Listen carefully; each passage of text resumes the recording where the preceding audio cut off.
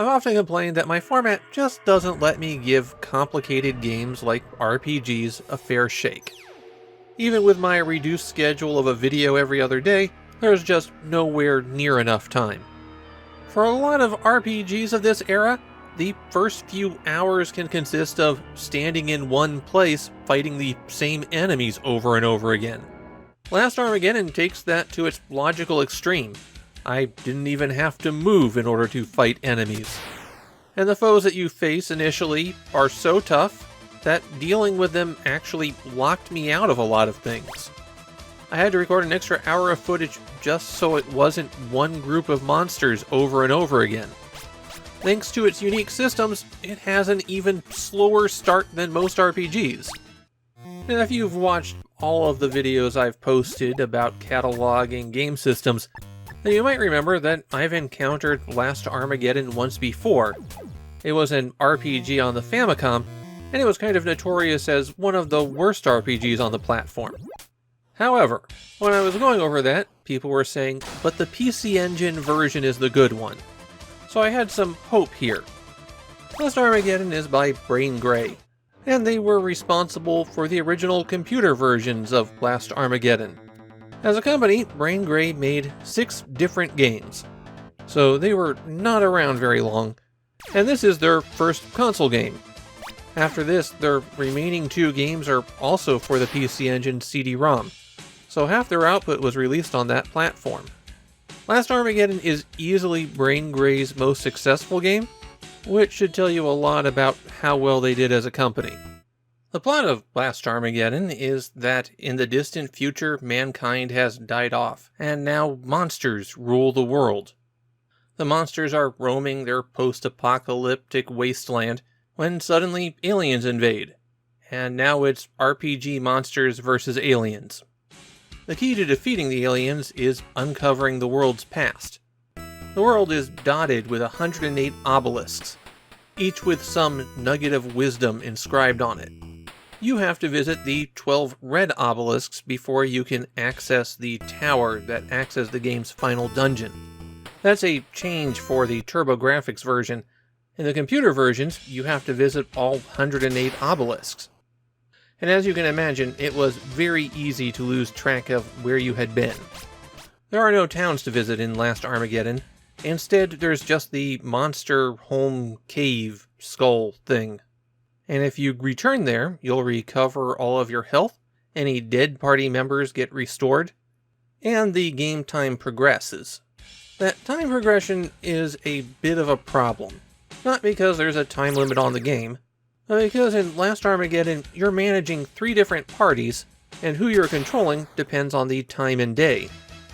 One party you control during the day, another party you control at night, and a third you control only on the first day of every month. Going back to the Skull to Rest typically advances time by 1 day. The exception here being the party that you control only on the first day of the month, because when they rest, time only advances 4 hours. When you're starting out, it is a challenge to survive just long enough to get to the nighttime party. However, there is a trick for this. Holding down button 1 while you're on the world map advances time. Eventually you'll get a random encounter, but it's one random encounter every 4 or 5 hours, not one random encounter every 20 minutes like you'll find when you're walking around. That means until you've leveled up a bit, your best strategy is to stand just outside of the skull, hold down button 1, and just fight. The leveling system here is a bit strange, because characters don't possess just one level. Instead, all of the stats have their own level. The level that you see on screen for each character is their lowest level. So they'll level up strength, speed, health, magic power, all separately. Now fortunately, this isn't a situation where you have to use it to level up. Just winning a battle is sufficient. In fact, characters don't even have to be alive at the end of battle to gain levels. And I'm not talking about the skeleton. If you can level up your monsters enough, then they'll evolve into new forms, and you have some choice over what they evolve into. The only on the first of a month party are already evolved once, and there is a second level of evolution that can occur after that. Combat in Last Armageddon is also a bit intense. You can be attacked by up to 8 enemies simultaneously, even if it's just your first step out of the skull. And the combat menu looks a bit more involved. From top to bottom, it's auto, physical attacks, magic, special techniques, medicine, defend, run away, or go back, which you'd use if you picked the wrong thing for the previous character. Physical attacks only work on the front line of the enemies, and if you choose auto, then you'll only do physical attacks. However, if you get up close to them and punch them to death, then you get more money when you win. The runaway option seems to be for each character, but I wouldn't know since it never worked any time that I tried it. Something that you're going to notice after a few battles is that the enemies have a very simple combat script that they follow. For example, they'll always poison my orc at the top of the list, and then everyone physically attacks the harpy at the bottom. There's very little randomization in the enemy's actions. And that means some of your monsters are going to get destroyed, soaking up the damage for the entire party. Initially, you don't have a lot in the way of healing, or at least your day party does. The night party has one character with a healing skill, and the first of the month party has its own abilities. And all of this means it's another reason to stick close to the skull. The monetary awards you get after the battle are given to each character, and you can spend that money on equipment and medicine. But where do you go to get that if there are no towns, and the skull is just a place to sleep? Well, that's where the special skills come in. Some characters act like shops. You hit button 2 to bring up a menu while you're walking around, and that menu consists of options to examine your party, use something, pass equipment around, throw things away, put on your equipment, change the party order, or game options where you go to save your progress. Under the Use menu, you can use an item, magic, or a special skill, and the special skills are where you'll find the item shops. When you use one of these, you're first given the choice to pool all of your money, and there's no reason not to do that.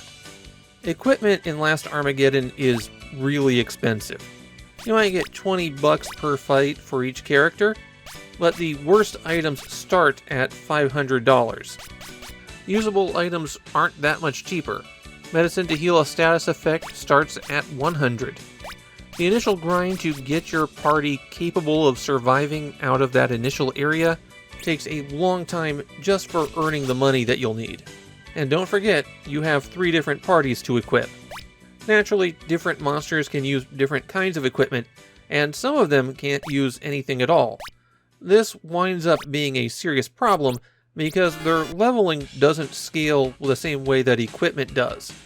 So the giant snake that's in your day party is doomed to uselessness because he can't put on any armor or weapons. If you're defeated in battle, then it's game over. You're not warped back to the skull and lose half your money or anything convenient like that. So save early, save often. Especially when you consider that there's events that can occur like this thunderstorm that suddenly reduce all of your party to 1 hit point. And if you don't have any healing skills, and if you just spent all of your money on equipment, well then, they're all dead. I have to point out that the voice acting in these cutscenes is not great.